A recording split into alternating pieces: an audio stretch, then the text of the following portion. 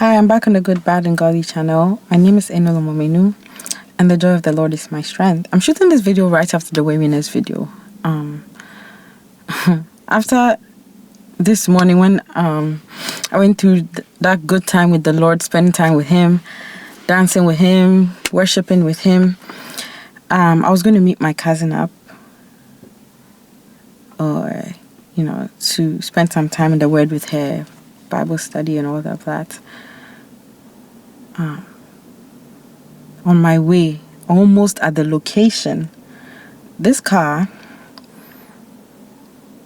driver makes, I don't know whether it was a 3-point turn or a U-turn, and just cuts in front of me, and just stops and turns on his blinkers. Whee! Turns on his blinkers. So I'm like, oh, okay. I see what's happening. It's a test. Let me cool down and just go my way. I'm not about to start my stuff.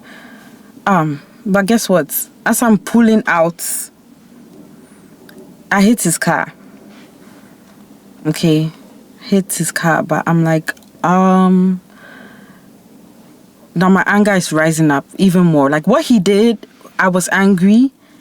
But I was like, okay, I'm not going to deal with this. I'm just going to go my way. I'm not going to insult him. I'm not going to say anything. I'm going to take a step back and just go my way. But unfortunately, I hit him because his car was so close to mine. And I also didn't gauge, how close he was. Because I feel like the way he just came in front of me and the way he had parked, whatever, I would have hit him. I don't know how to explain it. I thought there was enough space to go, but I hit him. But I kept going, right? So I kept going, and the right thing to do, let me just start from there. The right thing to do was actually not to go anywhere, right, after I hit him. But after I hit him, I was like, oh, okay, I'm done. Like this has happened, and I'm not even trying to talk. I've hit you. Okay, let's go away. Right? The right thing to do is to wait, exchange information, go through all those steps. I went my way, and as I kept going, I was like, let me actually stop and see if there's any damage. So I saw that he was following me, so he stopped. So we both stopped, and then we got into an argument. All sorts of profanity exchanging. I have to call it as it is. I was profane in my exchange, extremely upset, no form of logic flowing through my veins, through my brain, just emotions. But my heart was like, I'm really not going to give you my information. I'm not going to take yours. That was like the moment he did that and I had already decided that in my heart, and basically I was being led by anger. No form of wisdom. I wasn't even thinking about the fact that I'm Christian. None of that. It was just anger. And I'm coming to show my pride. Like, it was just all of that. It was all of those emotions. So we are in this exchange and all of that. And I kept asking him, why did you stop? You did that on purpose. You did that on purpose. And he was like, it doesn't matter. Blah, blah, blah. Anyway, I still ended up driving away. Okay, I still ended up driving away, still in my emotions. Went to park off somewhere, called my friend, called a friend.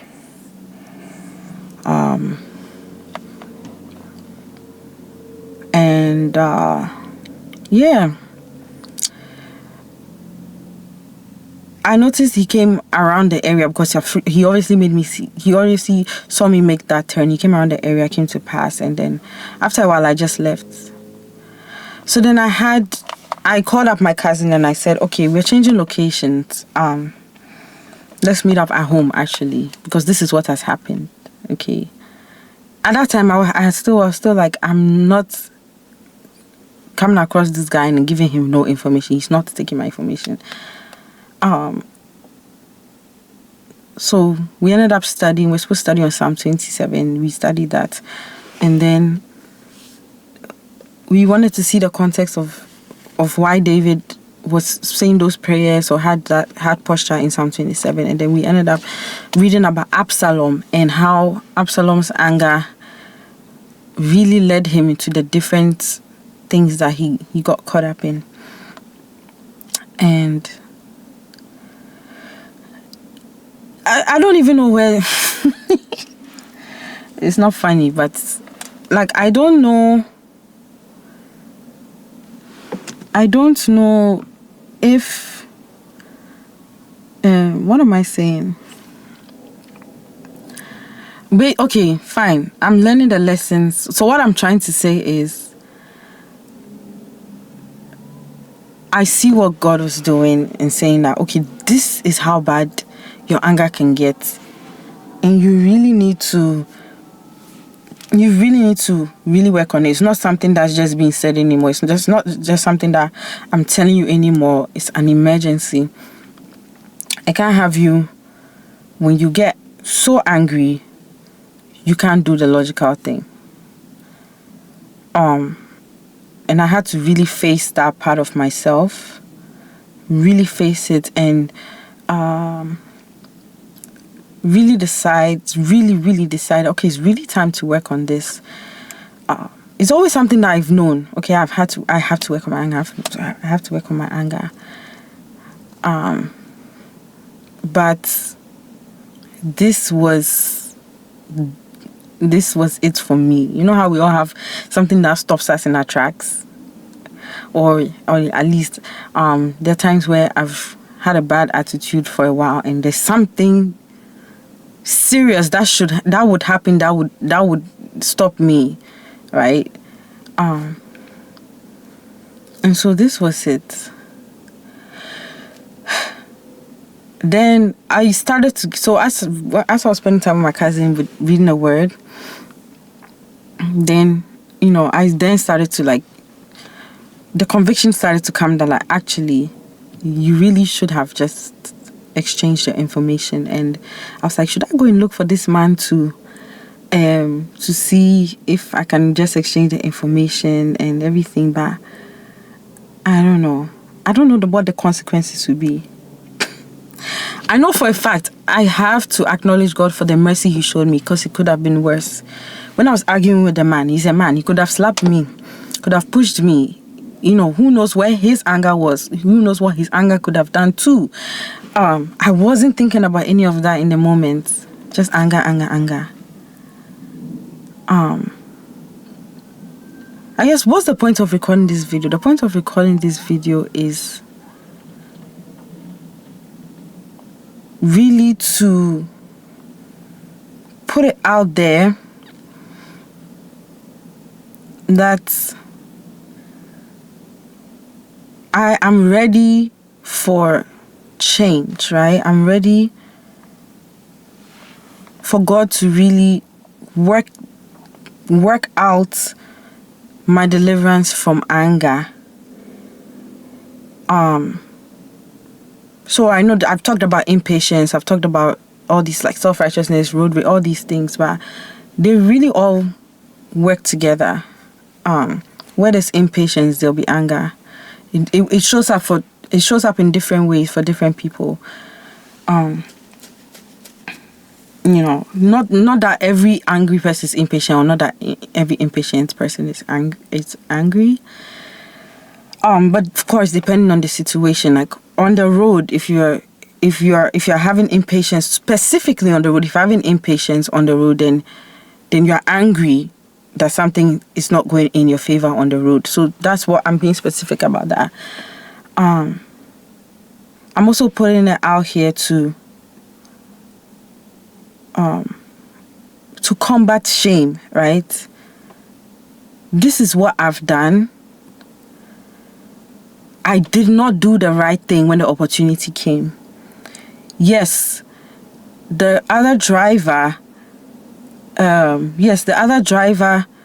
what he did was not right either. Just stopping in the middle of the road, and I don't know what he was expecting, right? It wasn't right either, but I cannot justify myself for what I did. I have to take accountability. I did not do the right thing. I wasn't patient enough to just wait and although whatever he did, to just wait and decide to see if there was enough space to back out and go my way. It was anger. And my mentor made a great point about how, in situations like this, or when the emotions, this is what she said, like when emotions come at the forefront, I'm paraphrasing, Professor, and forgive me if I don't use your words correctly, but I'm paraphrasing because this is what I remember, that if emotions pretty much cloud your judgment or are so much at the forefront, it can in the long term affect what God wants to do. Like when he puts you in positions, or when he tells you to do something, sends you to certain places, it can pretty much block his work because of your emotions. And that was so important for me to hear, because